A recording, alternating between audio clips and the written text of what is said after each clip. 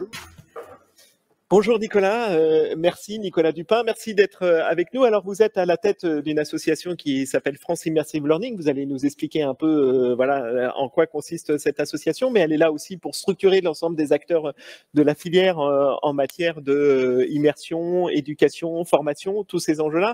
On a parlé aussi beaucoup de compétences, voilà, ou en tout cas on a commencé à parler de compétences et on voit bien à quel point aussi ces enjeux-là sont très très importants. Expliquez-nous un peu aujourd'hui quel est votre rôle et comment vous avez aussi une vraie expérience dans l'éducation, puisque je ne vais pas refaire tout votre parcours, mais vous connaissez cet environnement-là aussi de manière très très fine. Et donc voilà, quels sont aujourd'hui les objectifs de l'association que vous êtes amené à porter et comment vous êtes amené à travailler aussi avec l'ensemble des acteurs? L'objectif de l'association France Immersive Learning, qui a été fondée par 6 grands acteurs de la transmission, permettez-moi de les citer, le CNAM, l'Université Paris-Est Créteil, Natixis, Orange, mais aussi la GFIP, on parlait d'accessibilité tout à l'heure, les enjeux sont extrêmement importants, et puis un Cariforef, un acteur de la formation tout au long de la vie francilien qui s'appelle Défi Métier. Donc cette association existe depuis fin 2018, avec 2 ambitions. La première, c'est de porter à la connaissance de tous le fait que ce que nous appelons les technologies immersives, on va les préciser pour savoir bien d'où on parle, ces technologies sont le vecteur du renouveau, du plaisir d'apprendre et de transmettre, et qu'il s'agit d'une véritable révolution, et je vais repréciser dans la deuxième partie.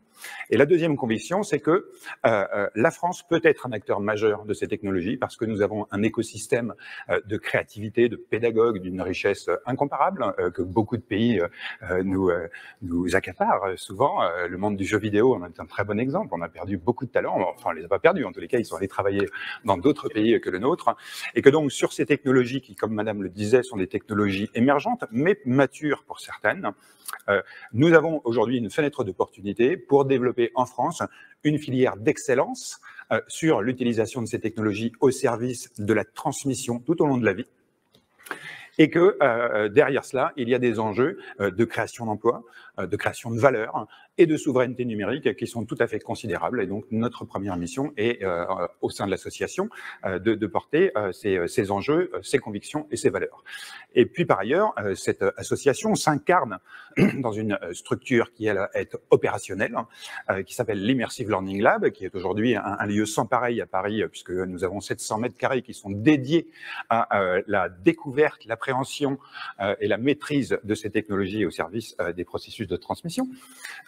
Et que donc, ce lab est là pour accompagner les organisations à ce qu'elles comprennent en quoi ces technologies sont très spécifiques, et monsieur en a formidablement bien parlé, et qu'elles soient en capacité ensuite de s'organiser avec méthode pour pouvoir les déployer dans la vraie vie et faire que les enseignants puissent trouver à travers ces outils le vecteur d'un renouveau de leur pratique professionnelle. Et ce que présentait cette jeune société Foxar est très intéressant dans cette capacité à lever les abstractions et à les rendre intelligibles.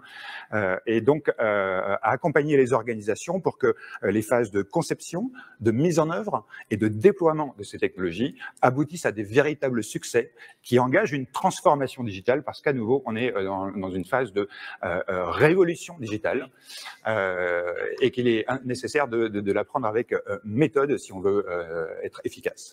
La question de la formation, bien évidemment, formation tout au long de la vie, mais au-delà de ça, c'est la question de l'insertion professionnelle.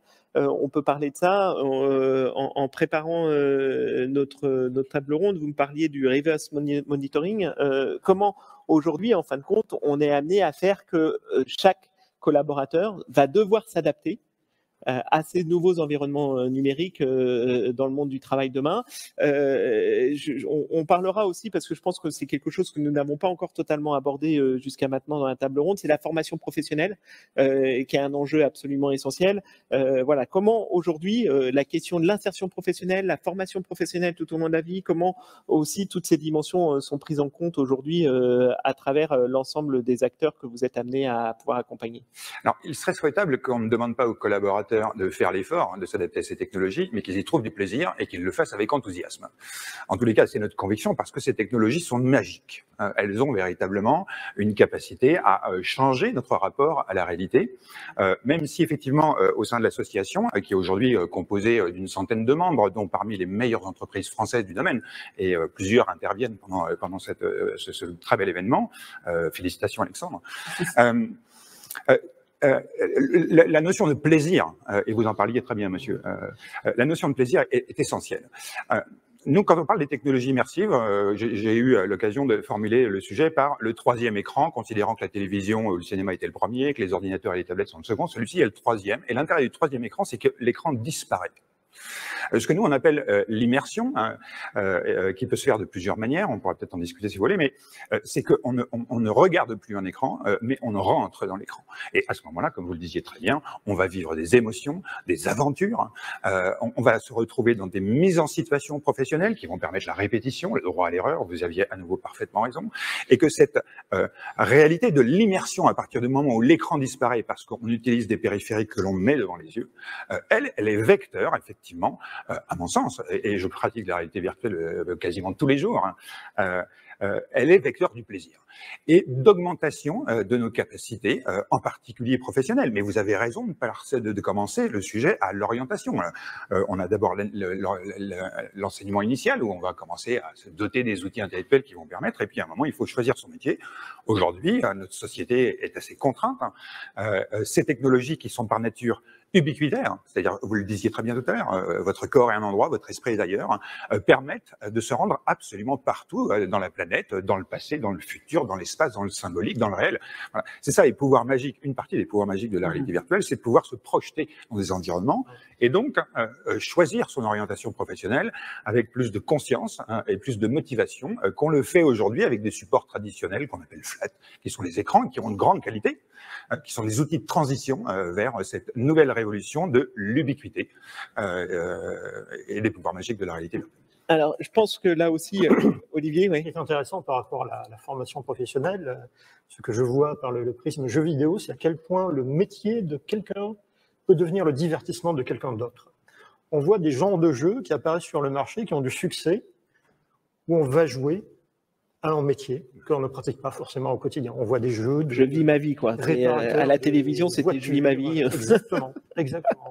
Pilote d'avion, pilote de train, ou bien rénovateur d'appartements. Pilote d'une foreuse dans le Grand Paris Express en ce moment qui est en train d'être corrigé. Vous voyez, personne ne peut piloter une foreuse. Eh bien, en fait, j'appelle à la Société du Grand Paris, on pourrait le faire, en fait. On pourrait montrer ce que c'est que de piloter ces engins incroyables, mais tous les autres engins incroyables. Donc, on voit bien la question de l'intégration, la question de l'insertion professionnelle, la question de développer des compétences numériques.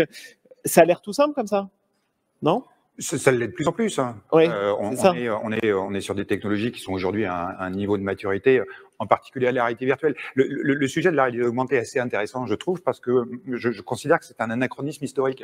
C'est-à-dire que tous les outils de production, les assets 3D, Sketchfab aujourd'hui est le store mondial devant tous les GAFAM, qui vient d'ailleurs d'être acheté par Epic. Vous avez une quantité d'assets 3D que vous pouvez mobiliser à travers effectivement des périphériques existants, qui est juste absolument colossal. Donc ces outils, ces technologies sont matures, même si l'anachronisme historique est que les outils, les contenus sont disponibles pour la réalité augmentée, mais pas les périphériques. La vraie réalité augmentée, c'est celle de demain, lorsqu'on aura des lunettes qui nous permettront effectivement d'afficher ces éléments digitaux et d'avoir cette notion d'immersion, c'est-à-dire on ne regarde plus un écran, mais on est dans l'univers, que ça soit un univers réel, c'est la réalité augmentée puisqu'on utilise des lunettes et non pas des casques occultants, et à l'autre bout, c'est la réalité virtuelle où cette fois-ci on s'isole du monde réel, ce qui ne veut pas dire du tout une expérience solitaire, hein, comme ça a pu être mentionné, mais au contraire une expérience collective planétaire, hein, puisqu'on peut rencontrer des gens en réalité virtuelle sans notion de distance, cette idée d'ubiquité, et d'avoir des activités qu'on ne peut pas faire dans la réalité. Donc là, aujourd'hui, on est vraiment sur des phases de transition où il est extrêmement intéressant de voir qu'effectivement les enseignants, les formateurs et leurs élèves, leurs apprenants, se saisissent de ces technologies qui sont de plus en plus accessibles pour développer des nouvelles compétences qui, pour le coup, vont être nécessaires aux entreprises à partir du moment où ces jeunes et ces moins jeunes, lorsqu'ils arrivent en fin de cycle, sont nécessaires aujourd'hui dans les entreprises pour s'adapter aux nouvelles données économiques. Et c'est un peu cette notion de reverse engineering que vous aviez évoqué tout à l'heure, c'est que plus effectivement le monde éducatif est de la formation tout au long de la vie. Moi, je pense qu'il faut conserver ce continuum. La formation initiale n'est qu'une phase et qu'on gagne et on prend du plaisir à apprendre toute sa vie. Moi, j'ai repris 2 fois des études. Ça a 2 fois été des moments pivots et surtout des moments d'extrême satisfaction personnelle de reprendre des études. Donc, conservons cette notion du continuum dans lequel effectivement il y a une phase d'orientation initiale, mais on change de plus en plus de métiers, donc on a à nouveau des choix d'orientation à faire. Développons tout au long de ces dispositifs de formation l'usage de ces technologies qui permettent effectivement de rendre tangible, d'apprendre par le faire, de mieux mémoriser. Le monsieur le disait très bien, à partir du moment où on a vécu une expérience et qu'on peut la rejouer, eh bien c'est bien plus profondément ancré dans sa mémoire que lorsqu'on assiste passivement à un contenu. Et à partir du moment où les jeunes, les moins jeunes maîtrisent ces technologies, elles gagnent une plus-value de compétences professionnelles qui, aujourd'hui et demain, va être de plus en plus nécessaire aux entreprises. Et là, on gagne un très fort vecteur d'orientation et de construction de son parcours professionnel. Alors, vous nous avez expliqué aussi tout à l'heure que vous aviez développé un lieu, un espace. La question des tiers-lieux aussi, une question assez essentielle quand on est amené à parler de réalité augmentée ou de réalité virtuelle, puisque on a un enjeu d'acculturation réel aujourd'hui autour de toutes ces notions et autour de tous ces outils. Là aussi, comment votre tiers-lieu doit être à faire de lance de ce qui peut exister en matière d'immersion et comment vous êtes amené aussi, et on voit aussi la semaine dernière, le Premier ministre a entre autres été amené à valoriser toute la politique des tiers-lieux et le développement de tiers-lieux en se rendant en région Normandie où il a cherché à faire que le tiers-lieu puisse devenir aussi des espaces de co-construction du savoir. La première chose qu'il faut dire effectivement sur l'existence de cet endroit, de cet Immersive Learning Lab, c'est que lorsqu'on parle des technologies immersives, en particulier avec le niveau d'exigence qu'est le nôtre, c'est-à-dire le 3e écran, des périphériques portés devant soi, c'est qu'il faut expérimenter ces technologies. Tant que vous n'avez pas mis un casque de réalité virtuelle, des lunettes de réalité augmentée, même s'il y en a peu, il commence à y en avoir, voilà, vous ne percevez pas l'exceptionnelle plus-value de ces nouveaux médias et de ces nouvelles portes ubiquitaires. Donc, il faut mettre des casques de réalité virtuelle, il faut faire de la réalité virtuelle ou de la réalité augmentée lorsque l'on veut développer un projet. Donc, il faut qu'il existe effectivement des endroits ludiques, il existe des endroits où on peut vivre des expériences. MK2 avait ouvert le premier espace comme ça, il y en a d'autres en France. Eva, qui aujourd'hui fait du sport en réalité virtuelle, bon, assez dans l'esprit de Splinter Cell par exemple, mais en tous les cas, voilà, ouvre aujourd'hui, je crois, sa 18e salle, membre de France Immersive Learning, ça va sans dire. Donc, il faut aller faire de la réalité virtuelle pour pouvoir appréhender le potentiel de ces technologies et ensuite le mettre en rapport avec ses besoins et ses ambitions. Ce que nous essayons de faire avec ce pôle de compétences, qui est donc composé de l'association et de son lab, c'est de créer une usine à savoir ces technologies, à savoir faire. Quand je parle de savoir faire, c'est savoir concevoir, mais c'est aussi savoir distribuer, mettre en œuvre, savoir utiliser. Et avant tout, puisque nous sommes très focalisés sur l'utilisation de ces technologies au service de la transmission d'une manière générale, c'est savoir transmettre. Et ça s'apprend. On est sur des sujets et des médias qui, comme ça a déjà été dit, sont des médias très émergents. Donc il faut absolument s'approprier les spécificités de ces environnements spatialisés pour repenser les activités pédagogiques au sens large, ou andragogiques, on va dire pédagogiques et andragogiques, de façon à adapter la puissance de ces médias aux dispositifs dont on a besoin. Donc l'idée avec cet Immersive Learning Lab, c'est bien de faire un cœur d'un réseau qui ensuite va pouvoir se répliquer en région, de façon à fonctionner comme un cœur, descendre de la connaissance, des contenus, descendre un réseau, okay, puisque l'association France Immersive Learning est bien le point d'entrée sur l'ensemble des producteurs de contenu. Et il était justement dit tout à l'heure que l'enjeu aujourd'hui, c'est pas les périphériques qui existent. Vous pouvez tous aller acheter un casque de réalité virtuelle à la Fnac, chez Darty, chez But pour 350 €. Même si c'est un casque qui appartient à Facebook, et donc il y a des contreparties que vous avez rapidement évoquées sur la question des données tout à l'heure. Voilà. Donc, L'enjeu est vraiment de créer un réseau qui permette de se nourrir et de diffuser ces savoirs pour que, in fine, l'objectif premier de l'association qui est de créer une filière d'excellence française de l'immersive learning pour que nous puissions développer les compétences de nos jeunes et des adultes, hein, de tout à chacun, découvrir le plaisir d'aller visiter des musées sans nécessairement être en capacité de le faire parce que tout le monde ne peut pas venir dans ce très beau musée de Metz. Donc, faire que la France soit un des acteurs majeurs de cette révolution qui, nous n'en doutons pas, va complètement, de la même manière que les smartphones l'ont fait dans la décennie qui vient de passer, totalement bouleverser la décennie qui vient. On voit bien aussi hein, qu'à travers ces espaces de tiers-lieux, la capacité, par exemple, qu'un enseignant d'aller dans un tiers-lieu, c'est aussi se sortir de son monde et être en capacité d'être dans un autre endroit différent de la classe et différent aussi un endroit de sécurité, un peu, où il va pouvoir se tromper lui-même et apprendre différemment. On a été amené aussi à aborder, quand on a échangé ensemble, sur la question de l'architecture scolaire. D'une certaine façon, on va changer aussi de bâti scolaire parce que vous m'expliquez, une classe, il faut pas qu'il y ait de meubles dedans pour faire de la réalité augmentée ou de la réalité virtuelle, en tout cas de la réalité virtuelle plus que de la réalité augmentée. Mais... Plutôt de la réalité virtuelle, oui, effectivement.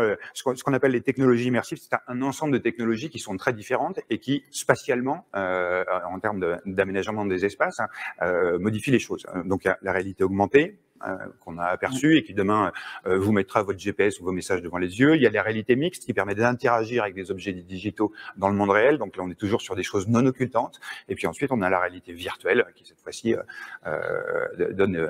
permet de s'immerger complètement en étant libéré du monde extérieur. Et là, à chaque fois, ce sont des constructions pédagogiques qui sont différentes parce que ce sont des médias qui sont différentes et ce sont des organisations spatiales qui sont différentes.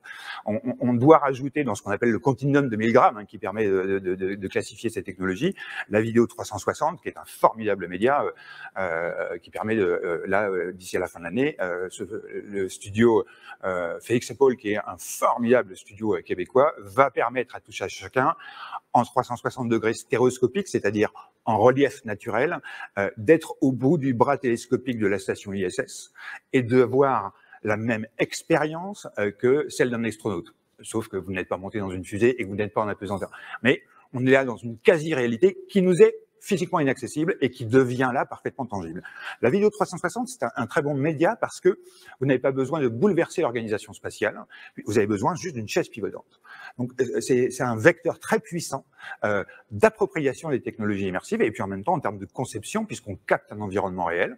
Il y a des très gros enjeux de scénarisation pour rendre le sujet intéressant, mais voilà, on est sur des choses qui sont assez économiques à produire. Si par contre vous faites de la réalité virtuelle, vous avez besoin de pousser les meubles. L'intérêt, c'est de se déplacer et d'interagir dans ces univers. Donc, il faut enlever les meubles. Donc, on a besoin de vider les salles de classe ou bien d'aller sur les terrains de sport de façon à pouvoir collectivement avoir cette ubiquité, cette téléportation possible dans tous les champs de connaissances, même si la réalité virtuelle et ces technologies ne répondront pas à tous. Donc, il y a des vrais, effectivement, enjeux d'adaptation des environnements. Et on en revient là à notre triptyque, conception, mise en œuvre, déploiement. La question du déploiement est un véritable enjeu, y compris dans ses dimensions physiques. Très bien. Merci beaucoup, Nicolas. Je crois que nous avons une question dans la salle ou des questions dans la salle. Voilà, on vous écoute. Allô. Oui, bonjour. Bonjour. Stéphane Juffet, CEO de la société Bimersive. J'ai remarqué depuis le début de cette table ronde,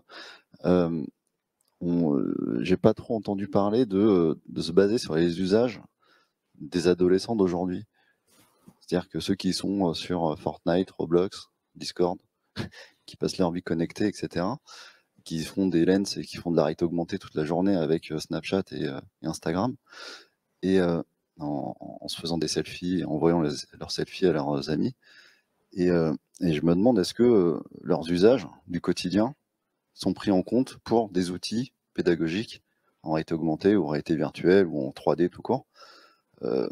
Est-ce que cette démarche, elle est prise en compte? Enfin, c'est une vraie question que je me pose. Quand on voit ce que fait Ubisoft dans la démarche inverse, c'est utiliser des assets d'un jeu vidéo pour en faire un truc ludo-éducatif, je trouve ça super sympa.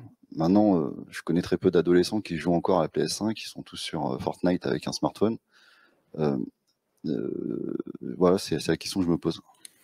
Alors, du coup, Christine souhaite répondre, qui est restée dans la salle, voilà, qui va vous répondre aussi par rapport à cette question.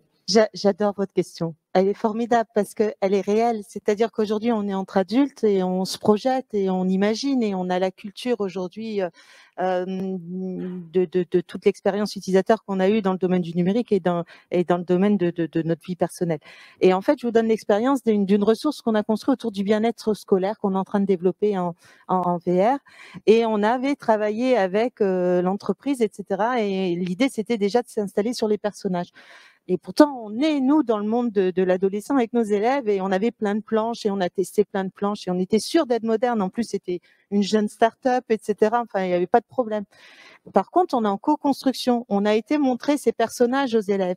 Et puis, c'est des profs qui vont demander. Alors, les élèves disent, ah oui, ben, on vous aime bien, monsieur. C'est sympa, vos personnages, etc. Mais c'est has-been, hein. Alors que on était en train de réfléchir à quelque chose pour eux. Et donc, ils ont une perception du monde de la VR ou de ce dont. En plus, ce qui est très intéressant, c'est que nos jeunes savent ce qu'ils veulent et ils savent de quoi ils ont besoin. Ils sont très lucides sur les pratiques qu'ils ont. Alors, on verra les questions éthiques, hein, mais en tout cas, ils sont même lucides sur la question de la donnée, etc. Ils ont une culture du numérique qui est très intéressante. Ils se projettent. Et en fait, on a reconstruit toutes nos planches et on est revenu avec notre copie à plusieurs reprises. Et un jour, ils ont dit, ça, ok, ça nous convient. On ira faire les activités que vous nous proposez parce que vous êtes bien dans le monde dans lequel aujourd'hui on est. Donc, il y a la question de la culture qui a été abordée à la première table ronde qui est essentielle. C'est la culture du monde de la jeunesse d'aujourd'hui. Et on est vraiment à bien intégrer cela dans les représentations qu'ils ont, dans les schémas. Et aussi, ça a été abordé dans les valeurs qu'ils souhaitent porter sur la société de demain. Et tout ça, on l'a par le biais des jeux vidéo, des situations immersives. On ne peut pas aller sur n'importe quoi avec nos jeunes. Ils ont vraiment des avis extrêmement construits sur la société qu'ils voudraient qu'on leur propose et donc sur l'environnement immersif qu'on doit leur proposer pour les mettre en situation d'apprenant. Si je peux me permettre de faire deux compléments à la question de Stéphane. Moi, je travaille sur ces questions depuis 2016, ce qui commence à faire un peu. Et dans le domaine de la réalité virtuelle, il y a dans cette salle et dans l'écosystème français des anciens. Je suis plutôt un genou dans l'affaire de ce point de vue-là. Jusqu'à présent, jusqu'avant le Covid, qui a quand même été un grand moment de pivot, comme vous le disiez très bien, madame, sur de nouvelles pratiques, on a quand même passé beaucoup de temps à essayer de convaincre des adultes que ces technologies vont être adoptées en une fraction de seconde par les jeunes qui sont, et les moins jeunes, qui sont l'objectif de formation de l'éducation nationale et de l'enseignement supérieur. Donc maintenant, les choses sont en train de changer et c'est plutôt une bonne nouvelle. On va pouvoir effectivement commencer à développer des pratiques destinées à ces publics-là. Et on reçoit énormément de monde au lab et très souvent, je reçois des parents qui essayent la réalité virtuelle. Et quand ils retirent le casque, ils disent « Waouh, c'est complètement incroyable, mais je ne vais pas acheter de casque parce que sinon mes enfants ils vont disparaître. » Donc il y a aussi cette espèce d'angoisse qui est liée à un surcroît d'écran tel que ceux qu'on les connaît, qui sont, somme toute, relativement passifs. Quand vous êtes sur un smartphone, sur une console, vous êtes assis, alors que la réalité vous met debout, en interaction, voire en activité physique.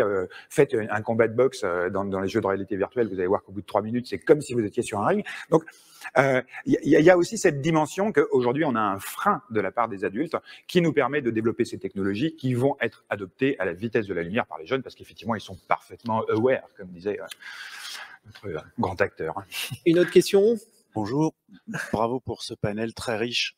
Ma question est, quel est votre point de vue, quel est votre avis sur le fait que la Chine tende à brider aujourd'hui l'accès numérique auprès des enfants, l'accès numérique au sens large, c'est-à-dire réseaux sociaux, jeux vidéo. Je crois qu'il parle d'1 heure par jour uniquement. Voilà. Plutôt 3. 3 sur le jeu online. Effectivement, c'est quelque chose qu'on suit de près. C'est intéressant d'avoir des points de vue chinois sur la question, justement. Alors, on parlait des usages, justement, donc c'est bien aussi de se mettre à la place des Chinois et de pourquoi ils prennent ce genre de décision. Et on a des retours d'informations vraiment intéressants, qui ne sont pas forcément les messages qui circulent en Occident, par ailleurs. On l'a vu notamment par rapport à tout ce qui était éducation online en Chine. Ça, le crackdown, on va dire, de Xi Jinping a commencé par D'abord, les boîtes qui bossent sur les équivalents du Udemy en Chine. Et la raison que vous donneront des Chinois, si vous interrogez là-dessus, c'est que pour eux, c'est s'attaquer à un levier inégalitaire. Les enfants chinois, à cause de la démographie, ont une pression sur les épaules incroyable. À cause de la politique de l'enfant unique en Chine, on a des enfants qui doivent subvenir aux besoins de leurs 2 parents, des petits-enfants qui doivent subvenir aux besoins de leurs 2 parents, leurs 4 grands-parents. Donc on place, à cause de cette politique qui a existé, les enfants chinois dans un modèle ultra compétitif où on leur met une pression de dingue pour qu'ils surperforment à l'école, pour qu'ils aient des carrières hyper lucratives. Et on leur fait du mal en faisant ça. Et quand vous interrogez les Chinois, ils vous disent la raison pour laquelle on fait ça, c'est pour arrêter cette course, cette pression de dingue qu'on met à nos gamins. Donc c'est intéressant de le voir sous cet angle-là, en fait, de se dire non, on veut remettre un petit peu les cartes à plat pour arrêter aussi toutes les dérives financières qui pouvaient être engagées autour de ces choses-là, de dire voilà, je vais investir énormément pour aussi, en tant que parent, mettre une pression de dingue à mon gamin. Donc oui, il y a une vraie question sur la compréhension de ces usages-là. Et quand on prend les acteurs du jeu vidéo chinois, si vous regardez le type de produits sur lesquels ils travaillent, ils ont été aussi vers des types de jeux avec une monétisation intégrée hyper forte, hyper agressive. Donc pour certains acteurs de ces marchés du sud-est asiatique, vous avez des gens qui vont designer des jeux justement dans lesquels on doit faire pondre régulièrement de l'argent à l'utilisateur. Voilà, le système des gachas, justement, voilà, ça a vraiment été poussé au départ par là-bas. Et là aussi, on a une dérive qui impacte les ménages du quotidien, dont le crackdown de Xi Jinping vise aussi à mettre en frein à ces choses-là. Donc il y a plein de paramètres qu'on ne voit pas forcément en Occident. C'est le jeu vidéo, mais aussi plein de pratiques associées au jeu vidéo. Voilà, la monétisation autour du jeu vidéo, la pression qui peut être liée à le temps et l'utilisation du temps que je laisse à mes enfants. Voilà, c'est tous ces paramètres qui amènent à ce genre de décision. Je vous dirais, on est créateurs, on est aussi parents, nous-mêmes aussi au quotidien. Donc on parlait de quête du sens et de responsabilité, mais oui, voilà, vous aurez peut-être des cultures d'entreprise différentes d'une boîte à l'autre. Tous les gens sont peut-être pas complètement alignés, mais comme dans n'importe quel type de business, voilà, vous avez des acteurs aussi qui sont peut-être plus ou moins bien intentionnés. Nous, en tout cas, voilà, on essaiera de mettre en place un certain nombre de choses pour prévenir certaines. Merci Olivier, parce que je pense que c'était un éclairage, qu'on n'attendait pas spécialement face à la question qui pouvait être posée.